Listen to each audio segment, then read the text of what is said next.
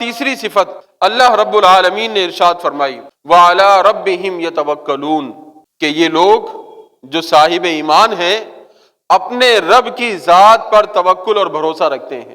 دنیا کا کوئی بھی کام کریں توکل اللہ کی ذات پر ہوتا ہے، کوئی معاملہ ہو کیسے ہی حالات ہوں توکل اللہ رب العالمین کی ذات پر ہوتا ہے۔ اب ہم غور کریں کہ ہم اللہ کی ذات پر کتنا بھروسہ کرتے ہیں، کتنا توکل کرتے ہیں۔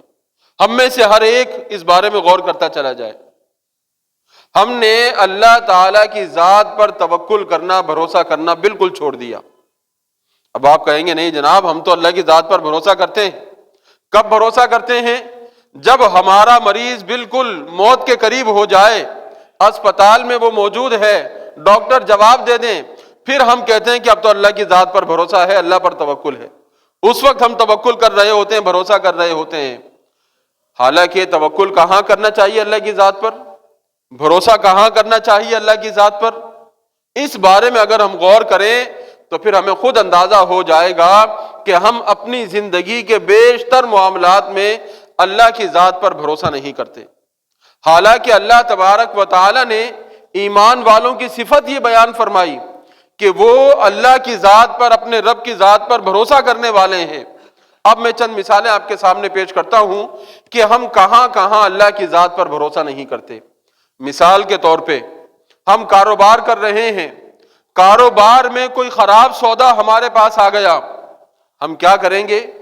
اس کی خرابی کو چھپا کر آگے بیچنے کی کوشش کریں گے۔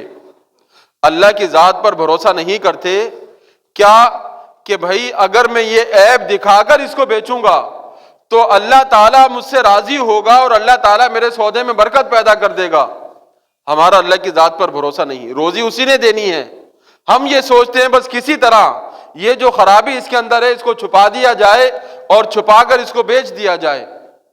ہم نے اللہ کی ذات پر کہاں بھروسہ کیا؟ ہم دکانیں لگاتے ہیں، دکان میں جتنی ہماری جگہ دکان کے اندر ہوتی ہے اس سے زیادہ جگہ ہم دکان کے باہر گھیر کر بیٹھے ہوئے ہوتے ہیں۔ اللہ کی ذات پر بھروسہ کہاں ہے؟ اگر اللہ کی ذات پر بھروسہ ہوتا تو دکان کی حد میں رہتے کہ بھائی میرے رب نے روزی کا وعدہ کیا ہے، میں دکان باہر لگاؤں یا دکان کی حد میں رہوں، جو اس نے میرے مقدر میں لکھا ہے مجھے مل کر رہے گا۔ ہمارا اللہ کی ذات پر کہاں بھروسہ ہے؟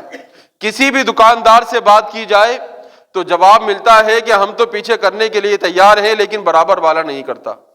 کسی بھی دکاندار سے پوچھ لیں، ایک لائن میں 100 دکانیں ہیں، 100 دکانداروں سے پوچھ لیں، ہر ایک کا جواب یہ ہوگا ہم پیچھے کرنے کے لیے تیار ہیں، برابر والا نہیں کر رہا۔ برابر والے سے پوچھیں، وہ کہے گا ہم پیچھے کرنے کے لیے تیار ہیں، برابر والا نہیں کر رہا۔ ہم نے اللہ رب العالمین کی ذات پر بھروسہ کرنا بالکل چھوڑ دیا۔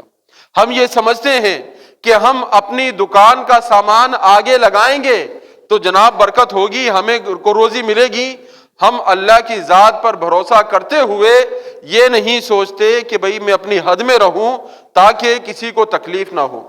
لوگوں کو تکلیف ہوتی ہے، لوگوں کو پریشانی ہوتی ہے، ہوتی رہے، اس سے کوئی غرض نہیں ہے، بس ہم نے اپنے طریقے سے کام کرنا ہے۔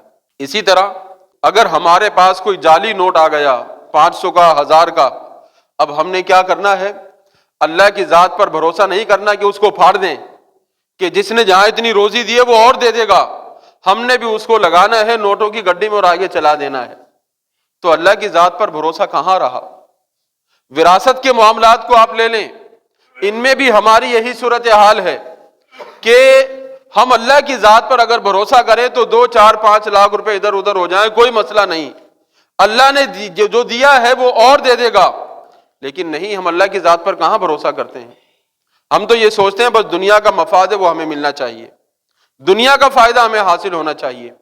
حالانکہ اللہ رب العالمین نے فرمایا وَعَلَىٰ رَبِّهِمْ يَتَوَكَّلُونَ، جو صاحب ایمان لوگ ہیں ان کی صفت یہ ہے کہ وہ زندگی کے ہر معاملے میں اللہ کی ذات پر بھروسہ کرنے والے ہیں۔ وہ کوئی غلط قدم نہیں اٹھاتے، ہر غلط قدم اٹھانے سے پہلے سوچتے ہیں کہ میرا رب اس سے راضی ہوگا یا نہیں ہوگا۔ ہر غلط قدم اٹھانے سے پہلے ان کے ذہن میں یہ بات آتی ہے کہ یہ قدم میرے رب کو راضی کرنے والا ہے یا نہیں۔ جب یہ بات انسان کے ذہن میں بیٹھ جائے تو پھر وہ ہر معاملے میں یہ دیکھتا ہے کہ بس میں وہی کروں گا جو میرے رب نے مجھے حکم دیا ہے، اس میں میرا نقصان ہوتا ہے تو ہوتا رہے، پورا بھی اسی نے کرنا ہے جس نے دیا ہے، بس میں نے اس کو راضی کرنا ہے۔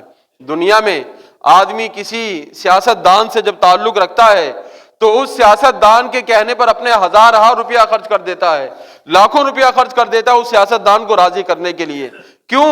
اس کو پتا ہے کہ جب یہ سیاست دان منصب پر آئے گا، اگر یہ حکومت میں آ گیا تو میرا جتنا خرچہ ہوا ہے مجھے اس سے زیادہ یہ لوٹا دے گا، میں جو بھی اس پر خرچ کروں گا اس سے زیادہ مجھے یہ دے دے گا۔